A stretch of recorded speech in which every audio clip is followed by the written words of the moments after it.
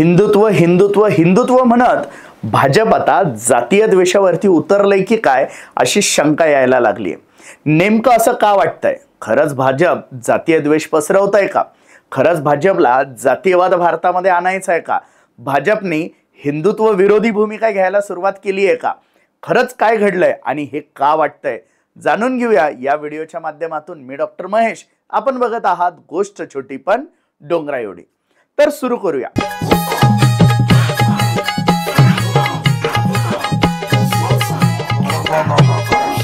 गोष्ट छोटी डोंगरा एवढी। मित्रांनो, खरं तर सध्या एक प्रश्न मोठा गाजतोय, तो म्हणजे कावड यात्रा। खरं तर उत्तर भारतामध्ये वेगवेगळ्या राज्यांमधून ही कावड यात्रा येत असते। या कावड यात्रेमध्ये लाखो भाविक सहभागी होत असतात आणि हे लाखो भाविक सहभागी होत असताना आता उत्तर प्रदेश सरकारने एक फतवा जारी केलाय। तो फतवा नेमका काय आहे? तर कावड यात्रेच्या मार्गावरील सर्व हॉटेल्स चालकांना हॉटेलच्या बाहेर एक मोठा बोर्ड लावणं कंपल्सरी करण्यात आलेलं आहे। या बोर्डवरती त्या हॉटेल मालकाचं नाव लिहिलेलं असावं, तर दुसऱ्या बाजूला त्याच्यामध्ये स्वयंपाकी असणाऱ्या व्यक्तींची नावं आणि त्या हॉटेलमध्ये काम करणाऱ्यांची नावं लिहिलेली असावी। आता तुम्ही म्हणाल यामध्ये मोठी गोष्ट काय? खरं तर वरवर हा धार्मिकतेचा प्रश्न वाटतोय, वरवर हा हिंदू मुस्लिम वादाचा प्रश्न वाटतोय। परंतु मित्रांनो, जर तुम्हाला असं वाटत असेल तर तुम्ही चुकीचं समजताय। खरं तर हॉटेलचा मालक मुस्लिम आहे की नाही हे कळाल्यानंतर तिथे व्हेज नॉनव्हेज कोणतं फूड बनतंय हे लक्षात येईल। परंतु हा प्रश्न फक्त इथपर्यंत मर्यादित उरलेला नाहीये। तर उत्तर भारतामध्ये बऱ्याचदा आडनावावरून चटकन आपल्याला जात लक्षात येते। महाराष्ट्रातील ही परिस्थिती अशीच आहे।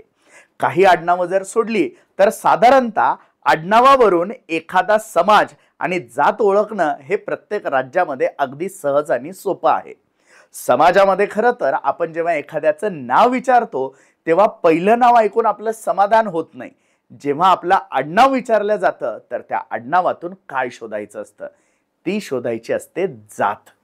हा आपला आहे की परका आहे हे शोधण्याचा प्रयत्न जर कशातून होत असेल तर तो आडनावातून होतो। आणि उत्तर प्रदेशमध्ये नेमकं आता हेच घडणार आहे। हिंदू मुस्लिम हे तर एक बाजूला वाद आहेच, परंतु त्यातल्या त्यात अस्पृश्य की उच्चवर्णीय हे शोधण्याचं प्रकरण म्हणजे हॉटेलमधील बाहेर बोर्ड ठरणार आहे।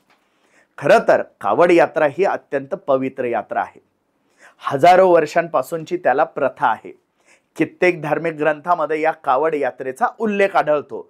परंतु इतकी वर्ष ज्या कावड यात्रेमध्ये जातीयवाद आला नाही, इतकी वर्ष ज्या कावड यात्रेमध्ये धार्मिक वाद आला नाही, त्या कावड यात्रेमध्ये आता धार्मिक वाद तर वरवर करणे असणारच आहे, परंतु मुख्य मुद्दा असणार आहे तो म्हणजे प्रखर जातीयवाद। कित्येकदा उत्तर भारतातील आजही भागांमध्ये अस्पृश्य असणाऱ्या लोकांसाठी घरामध्ये ग्लास आणि भांडे हे वेगळे ठेवल्या जातात। परक्या जातीचे लोक आल्यानंतर त्यांना जो चहा आणि जेवण दिल्या जातं त्यांचे ताटं हे वेगळ्या ठेवल्या जातात। आजही कित्येक प्रगत कुटुंबांमध्ये ही प्रथा अजूनही चालत आलेली दिसते आणि कित्येक खालच्या जातीतील लोक सुद्धा ही प्रथा पाळताना उत्तर प्रदेशमध्ये किंवा तेथील लोक जे मुंबईत आले त्यांच्यामध्ये ही प्रथा दिसून येते। त्याच प्रथेचा आता गौडबंगाल फुटायची वेळ आलेली आहे आणि ही प्रथा किती मोठी असेल ते या कावड यात्रेमधून आता सिद्ध होणार आहे। एकूणच काय तर जातीयवाद हा उत्तर प्रदेशमध्ये वाढवण्यासाठी कावड यात्रा आता कारणीभूत ठरते।